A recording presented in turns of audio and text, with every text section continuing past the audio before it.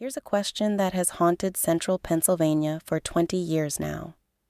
How does a sitting district attorney, a man who put criminals away for a living, who knew exactly how investigations work and how people get found, vanish in broad daylight and leave behind a trail that 2 decades later still leads absolutely nowhere?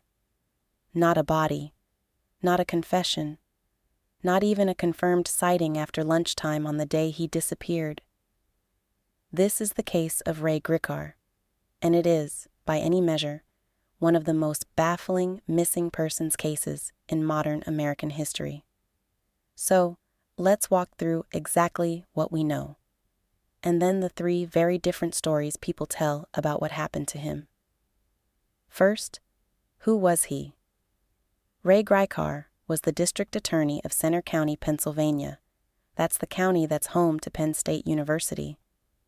He'd held that job since 1985, 2 decades, and he was good at it. He was born in Cleveland in 1945, trained as a lawyer at Case Western, and built a reputation as careful, meticulous, private, and almost rigidly methodical.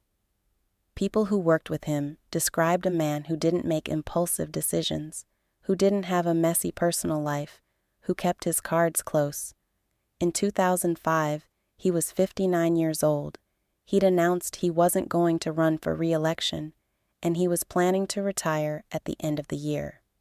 He had a longtime girlfriend, Patty Fornicola, who he lived with, and a grown daughter. By every account, his life was stable. There was no obvious crisis, no scandal, nothing that screamed a man about to run. And then came April 15th, 2005, a Friday. That morning, Gricar did something a little out of character. He took the day off work. He got into his car, and this is a detail everyone remembers because it was so distinctly him, a bright red Mini Cooper. At around 11:30 that morning, he called Patty. He told her he was out for a drive, that he was in the Brush Valley area, heading in the general direction of Lewisburg, a town about an hour east. It was a normal call. Nothing in his voice alarmed her. And that phone call is the last time anyone who knew Ray Gricar is certain they heard from him. He simply never came home. When he didn't return that evening, Patty reported him missing. And the next day, April 16th, his red Mini Cooper turned up, parked in a lot beside an antique mall in Lewisburg, right near the Susquehanna River. Now, here's where it starts to get strange. Inside the car was his county-issued cell phone, left behind, but his car keys were gone, his wallet was gone, and his county laptop computer was gone. There were a few reported details that deepened the mystery, including a faint smell of cigarette smoke in a car belonging to a man who didn't smoke, raising the question of whether someone had been in there with him. Witnesses thought they'd maybe seen him in the antique shops that day. Some accounts even mention an unidentified woman seen near the car, but none of it ever firmed up into anything solid. The car was essentially a dead end on wheels. Then, months later, the river gave up a clue. On July 30th, 2005, fishermen spotted something in the Susquehanna beneath a bridge between Lewisburg and Milton. It was Gricar's missing laptop. But when investigators pulled it out, they found that the hard drive, the part that actually stores the data, had been removed. It was just gone. And then, a couple of months after that, searchers found a hard drive in the river too, about 100 yards from where the laptop had been. Here was the break everyone was waiting for. Recover that drive, read it, and maybe you'd know what was on Ray Gricar's mind in his final days.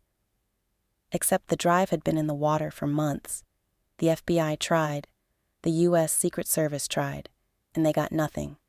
The data was unrecoverable. Whatever was on that computer, the river had erased it. And then there's the detail that, for a lot of people, changes the entire complexion of this case. In 2009, 4 years after he vanished, police revealed something they'd found during the investigation. On the home computer Gricar had access to, someone had run internet searches in the period before his disappearance. Searches for things like how to wreck a hard drive and how to fry a hard drive. Now, sit with that for a second. The man disappears. His laptop ends up in a river with its hard drive deliberately pulled out. And beforehand, somebody on his home computer was researching how to destroy a hard drive. I have to be careful and fair here, because investigators have never been able to prove who actually typed those searches. Others had access to that computer too. But you can see why that single detail has fueled 20 years of speculation. It suggests planning. It suggests that whatever happened to Ray Gricar, it may not have been random. So what are the theories? There are basically 3, and honestly, each one has real evidence behind it and real holes in it.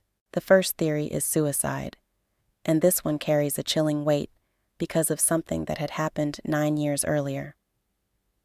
In 1996, Ray Gricar's older brother Roy also disappeared, and Roy's body was later found in a river in Ohio, the Great Miami River. His death ruled a suicide. So here you have 2 brothers, years apart, both vanishing, both connected to rivers. Gricar's car was found right by the Susquehanna. For the suicide theory, that parallel is haunting.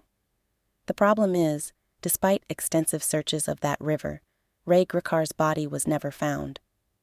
And the how to destroy a hard drive searches don't fit neatly with a spontaneous suicide. The second theory is that he walked away on purpose, that Ray Gricar, the meticulous prosecutor who knew exactly how people get tracked down, used that knowledge to engineer his own disappearance and start a new life. Supporters of this idea point to exactly that competence: the abandoned phone, the destroyed laptop, the lack of any forensic trail. A man who wanted to vanish and knew how investigations work might do precisely these things. The hole in this theory is motive. By all accounts, he had no money troubles, no secret double life that ever surfaced, no clear reason to abandon everything weeks before a comfortable retirement. And the third theory is foul play, that someone made Ray Gricar disappear. And this is where his job comes in. As a DA for 20 years, Gricar had prosecuted a lot of dangerous people. Any of them might have held a grudge. But there's one case in particular that people bring up over and over, and I want to talk about it carefully, because it's both relevant and frequently exaggerated. In 1998, Ray Gricar was the district attorney who investigated an allegation against a Penn State assistant football coach named Jerry Sandusky. After a roughly 6-week investigation, Gricar declined to bring charges, concluding there wasn't enough evidence to prosecute at that time. 13 years later, in 2011 and 2012, after Gricar was already gone, Jerry Sandusky was exposed as a serial child molester and convicted on dozens of counts. So naturally, people have asked, was Gricar's disappearance connected to what he knew or didn't pursue about Sandusky? It's an understandable question, but I have to be straight with you.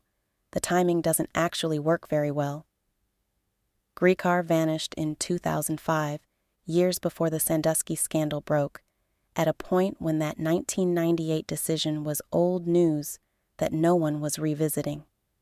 And law enforcement has said repeatedly that they found no evidence linking his disappearance to that case, or to any of his cases. It's a thread people desperately want to pull, but it has never connected to anything solid. So where does that leave us? With a profile of contradictions. Ray Gricar was found legally dead on July 25, 2011, after years with no trace of him. But legally dead is just paperwork. It isn't an answer. There's no body, There's no crime scene. There's a car by a river, a phone left behind, a laptop torn apart and drowned, and a string of internet searches that may or may not mean anything. Every theory explains some of the facts and stumbles on the rest. The careful suicide that left no body. The clean disappearance with no motive. The professional hit with no evidence. Take your pick. None of them quite closes. 20 years on, the Pennsylvania State Police still have the case open. They still ask the public for tips. There's still a reward on the table for anyone who can finally explain what happened on that bright spring Friday when a district attorney went for a drive in a little red car and simply ceased to exist. Ray Gricar spent his whole career solving the unexplained, standing in front of juries and telling them how the pieces fit together. The cruel irony is that his own case became the one that no one, not the FBI, not the Secret Service, not 20 years of investigators, has ever been able to solve. If you have a theory, I'd genuinely love to hear it down in the comments, because at this point, a fresh set of eyes is about all this case has left. Thank you for sitting with me here in the quiet dark. If this mystery got under your skin, leave a like so more people find it, subscribe, and I'll see you for the next one.